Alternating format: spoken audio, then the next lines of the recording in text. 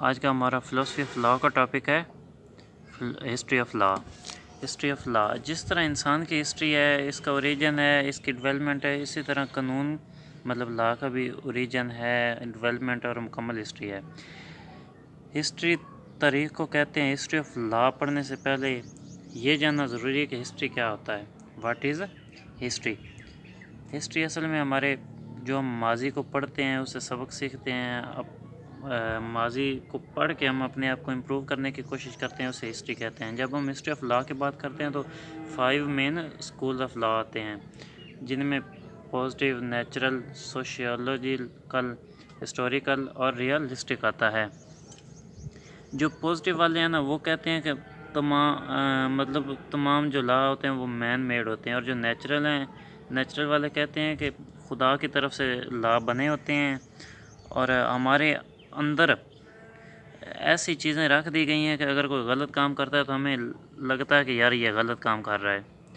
और जब कोई गलत काम करता है, जैसे अगर कोई कहीं 20 लोग एक जगह इकट्ठे हों तो एक दूसरे को कत्ल कर दे, तो बाकी 18 के दिलों में ये ख्याल तो ज़रूर पैदा होता है कि यार इसने जो किया है ना ये गलत है। इनके अंदर ये जो आवाज़ उठती है ना, ये मॉरल और एथिक वैल्यूज़ हैं जो कि नेचुरल के अंदर आती हैं। पॉजिटिव वाले जो कहते हैं ना कि मैन मेड लॉ होते हैं, इसकी भी ओरिजिन है और इसकी भी हिस्ट्री है। जब हम ये हिस्ट्री समझने की कोशिश करते हैं तो उससे पहले हमें कंसेप्ट ऑफ BC, AD और AH का पता होना चाहिए। BC होता है बिफ़ोर क्राइस्ट, मतलब हज़रत ईसा अलैहिस्सलाम से पहले। AD होता है हज़रत ईसा अलैहिस्सलाम के बाद। और AH क्या होता है? AH होता है आफ्टर द हिजरी। हज़रत ईसा अलैहिस्सलाम से पहले जो होता है वो BC, AD हज़रत ईसा अलैहिस्सलाम के बाद और AH आफ्टर द हिजरी। अब हम बात करते हैं हिस्ट्री की। तो हिस्ट्री में इजिप्शियन लॉ की हिस्ट्री में इजिप्शियन पहले आता है। जो अब इजिप्ट है, मिस्र के लोग हैं, वहाँ से असल में लॉ का ओरिजिन शुरू होता है। उन्होंने मॉरल कोड्स दिए जिसमें आपकी मॉरल वैल्यूज़ थी। ये 30वीं सदी BC की बात है। उसके बाद आता है फर्स्ट सिविल कोड, ये 22वीं सदी BC की बात है। और ये जो इन्होंने भी मॉरल कोड्स दिए थे, मॉरल वैल्यूज़ वगैरह बताई थी। थर्ड पे आता है कोड ऑफ हम्मुरबी। अब हम्मुरबी एक बादशाह था, इसने 1754 में 282 रूल्स लिखे थे जो स्टेट की एक कॉमन जगह पर रखे गए थे। और इसमें इफ़ एंड देन का कंसेप्ट था। अगर कोई काम जुर्म करेगा तो उसे सज़ा मिलेगी।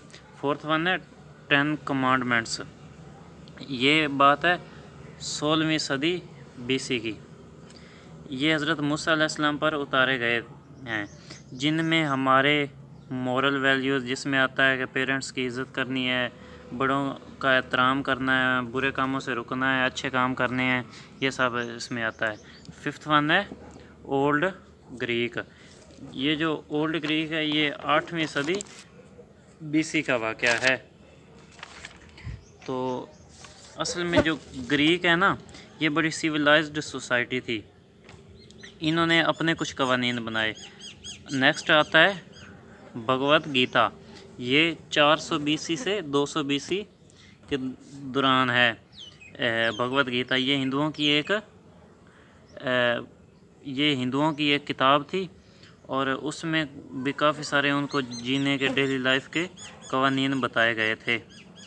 मुक़द्दस किताब थी ये एक हिंदुओं की। उसके बाद आता है बाइबल ये ईसाइयों की एक मुक़द्दस किताब है। ये 0 से लेकर 200 AD मतलब दूसरी सदी तक इसमें बताया गया ईसाइयों को कि उन्होंने कैसे अपने लाज उनके हैं और कैसे उन्होंने जीना है वगैरह वगैरह। उसके बाद आता है रोमन इरा। ये जो रोमन इरा है ना, इन्होंने बहुत काम किया है लॉ पे। ये 500 BC से लेकर 600 AD तक इनका दुरानिया है। और इन्होंने जो लॉ के लिए काम पहले 12 टेबल बनवाए, उन्हें कॉमन जगह पर रखा ताकि लोगों को पता चले, वहाँ कानून वगैरह बताया। उसके बाद असल में इनका इन्फ्लुएंस असर बहुत था जो अभी भी यूरोप में मौजूद है। उसके बाद है कुरान। कुरान जो है ये 614 AD में हज़रत मोहम्मद सल्लल्लाहु अलैहि वसल्लम पर नाज़िल हुआ, जो कि मुसलमानों की ये एक मुक़द्दस किताब है और इसमें उन्हें जीने के तरीके और अपने कवानीन वगैरह बताए गए हैं।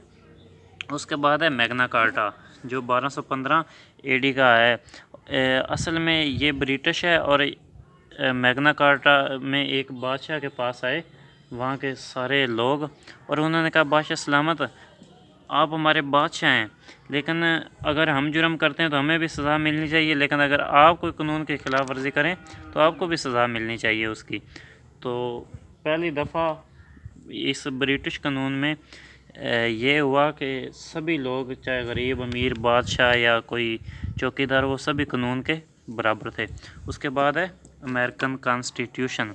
अब अमेरिकन कॉन्स्टिट्यूशन में जो है ना, जेम्स मैडिसन, इन्होंने अमेरिका का कॉन्स्टिट्यूशन बनाया था, जो सबसे बड़ा कॉन्स्टिट्यूशन था और इसमें 7 आर्टिकल्स आते थे। उसके बाद फिर जब सभी लोगों ने देखा, सभी ममालिक ने देखा कि कॉन्स्टिट्यूशन काफ़ी फ़ायदेमंद है और वर्क कर रहा है, तो उन्होंने फिर अपना अपना कॉन्स्टिट्यूशन बनाया। जैसे रशिया ने बनाया, चाइना ने बनाया, पाकिस्तान ने बनाया, और अब शायद कोई ऐसा कोई मुल्क हो जिसका अपना कॉन्स्टिट्यूशन नहीं हो। आज हमने जो पढ़ा है वो है हिस्ट्री क्या होता है, 5 मेन स्कूल्स लॉ के कौन कौन से हैं। उसके बाद ये जो BC AD और AH का कंसेप्ट है ये क्या है। इसके बाद हमने हिस्ट्री पढ़ी है, इजिप्ट लोगों का क्या रोल था लॉ में। फर्स्ट सिविल कोड पढ़ा है, कोड ऑफ हम्मुरबी जो बादशाह था उसका पढ़ा है। उसके बाद हमने 10 कमांडमेंट्स पढ़ी हैं, ओल्ड ग्रीक के बारे में पढ़ा है, भगवद गीता जो उनकी मुक़द्दस हिंदुओं की किताब है वो पढ़ी है, बाइबल ईसाइयों की मुक़द्दस किताब वो पढ़ी है, रोमन एरा के बारे में जाना है। उसके बाद ग्रीक लोगों के बारे में भी जाना है, कुरान जो मुसलमानों की मुक़द्दस किताब है उसके बारे में भी, फिर मैग्ना कार्टा और फिर अमेरिकन कॉन्स्टिट्यूशन।